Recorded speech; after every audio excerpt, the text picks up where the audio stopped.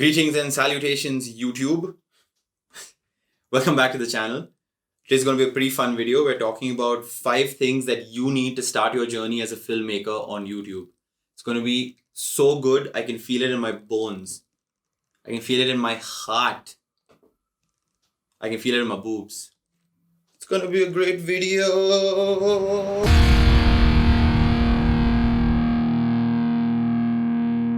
So this video is for anyone who's been thinking about picking up a camera either as a hobby or even as a job on YouTube. It's just a few things that you can add to your camera to kind of take it to the next level. The other reason why I'm making this video is because every time I look online or on YouTube videos for the same accessories, they always take me to like these exorbitantly priced international brands that you really don't get here.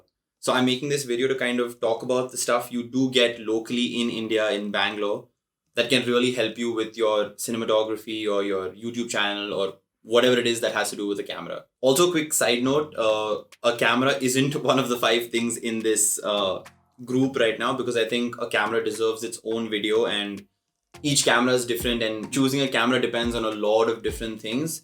These things are kind of universal. So without wasting any more time, let's start with the first element I think is very important for up-and-coming filmmakers. I see this way too often. One of the biggest telltale signs of amateur cinematography is shaky footage. Unless you intend to have shaky footage in your film. And it's not just that, it's the micro jitters that you get when you shoot with like a DSLR handheld. That's something you can't get rid of, and that's something that doesn't matter if it's intentional, it's just poor cinematography. So the first thing I'd recommend that you pick up is a tripod. Now, if you go online and you look at, other YouTube videos, they're all going to be like Manfrotto this and Manfrotto that, and those cost a bomb. If you're living in India and in Bangalore, you can look at something like this. It's from a company called Weifeng or Weifeng. I'll link it in the description below. And this guy has lasted me a year and it's still running fine. I got it fixed once and now it's like back to normal. And it's a great tripod. It's really good for like a DSLR or any kind of small form camera. It's got the rotating head, everything. It's perfect for the price.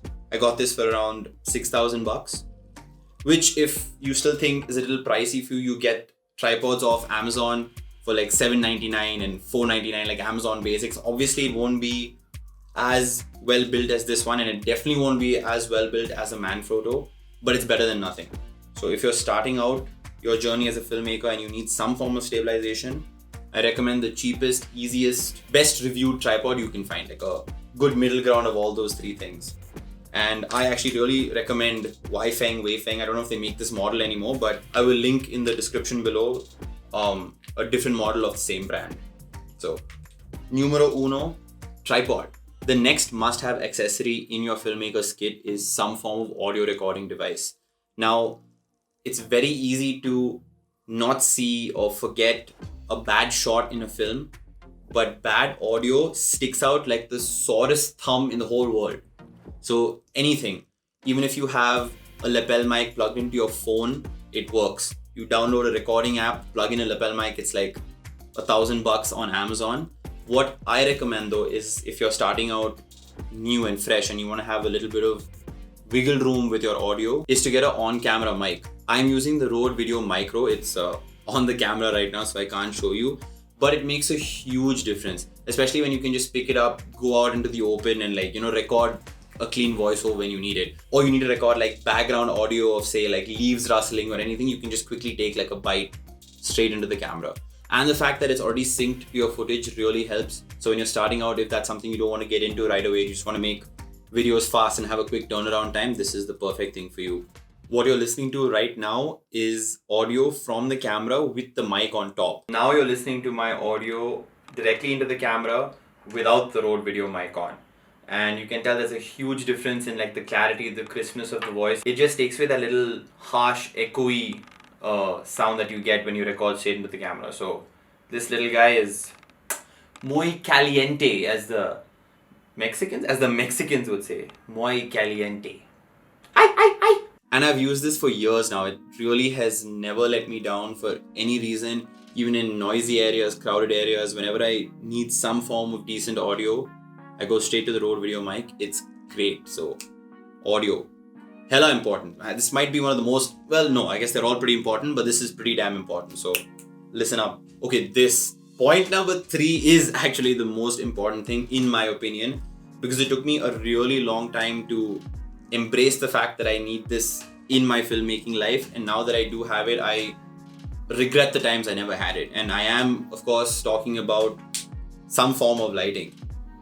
Lighting is so important in cinematography, you will not believe it. Like, you can have the most fanciest, badassest camera on this planet and it's still gonna look shit if you don't have good lighting to like light your scene.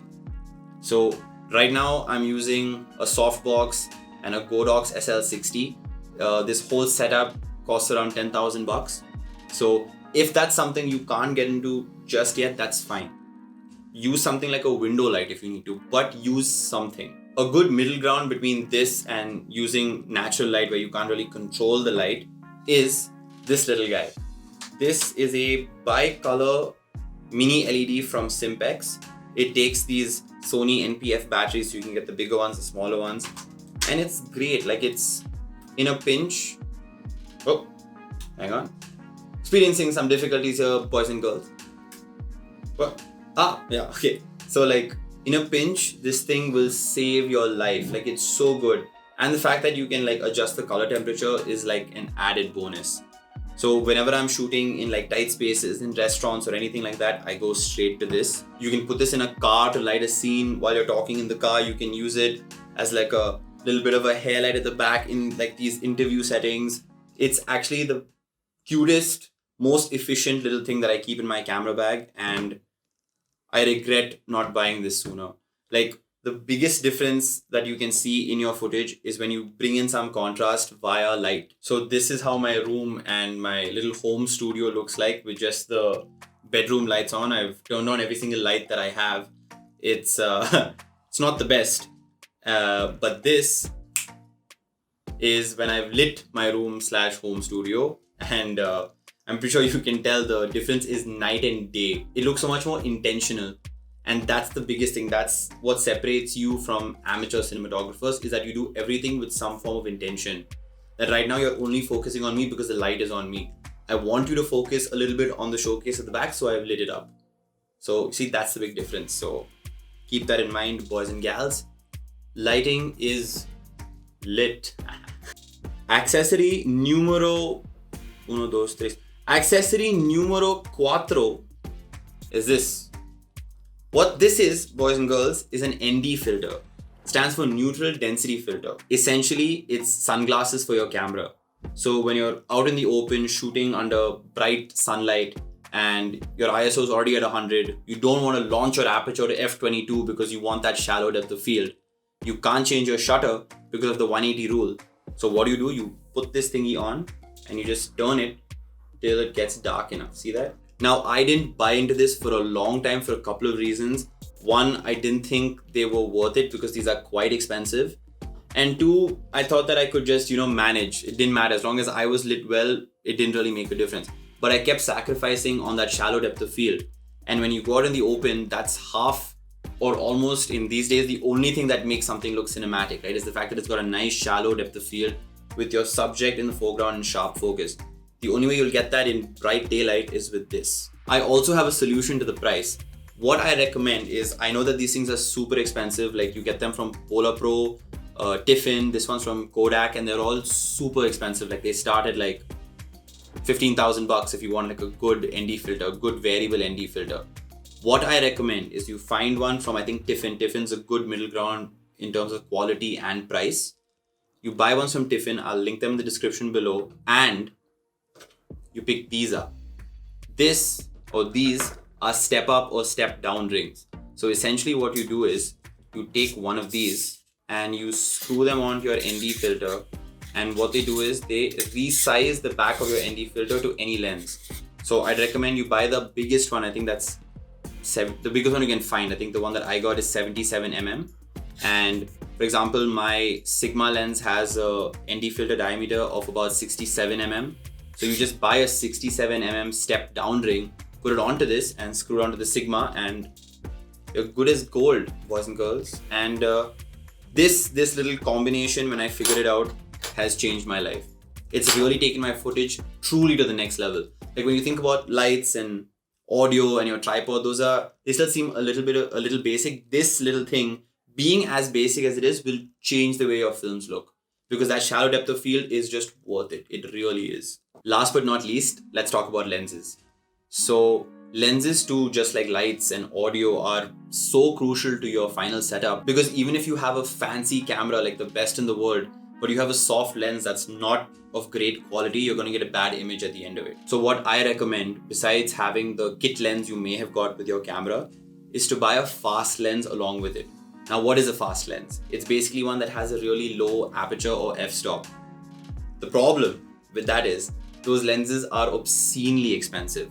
Yeah, in the long run, everyone says that, they're investments. Like if you buy a fancy lens, it'll last you really long. But for someone like you, or where I was when I started, you just can't afford those kind of lenses.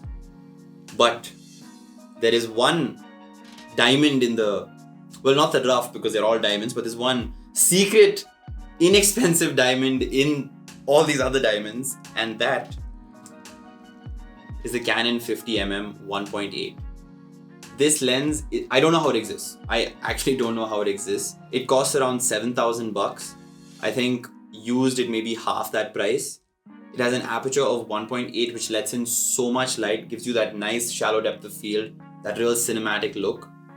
And it's so good, it's unbelievable. And I know I'm speaking about a Canon lens specifically, but the great thing about this lens is that it's so cheap that even if you bought an adapter for it, it would still be cheaper than most other lenses, and its image is unmatched for its price.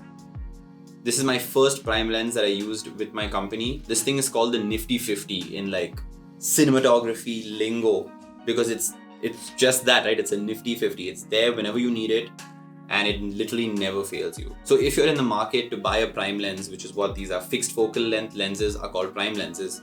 If you're in the market to buy one, and again, you're just starting out, you're dipping your toes in the cinematography water, as it were, I really, really recommend this guy. It's so inexpensive, it's so sharp, it's a no-brainer, okay? If you don't have this lens, pick it up right now. Come to my house later and high-five me. Maybe call first, but high-five me, because you will absolutely love this lens. That just about wraps it up, boys and girls. My one piece of advice is not to pick and choose between these 5 things. I think find a combination of all 5 that fits in your budget and pick them all up, because I really think you need every single one of these things to get a good foundation when it comes to cinematography, especially if you're taking it seriously. The other thing I want to say is, do not blow your entire budget on your camera. Trust me, it just doesn't work. You can buy a really fancy camera, but if you don't have good audio, good lighting, stable footage, sharp images, it's not going to make a difference. So look at what your budget is and split it up amongst these things. I'll link all these things in the description below so you can add it, calculate it, and figure it out. I really think a good healthy combination of all of this will take you way further than just one big fancy camera and nothing else. So listen to Uncle Abbas. This is probably my most informative video on the channel so far. So let me know in the comments below if you want me to change up a few things, explain something a little more, because I can do that in another video. And as always, thank you for sticking around. I had a great time talking to you about just, this stuff, because it makes me so happy. It makes me happy to like share my experiences with the little things. It's not always about just going on big shoots, but it's about starting small, the basics. And that's it. I will see you guys in the next video next Wednesday. Bye. Bye. Somehow the camera's a little too far away for me to cover it up. This is embarrassing. Don't look at me.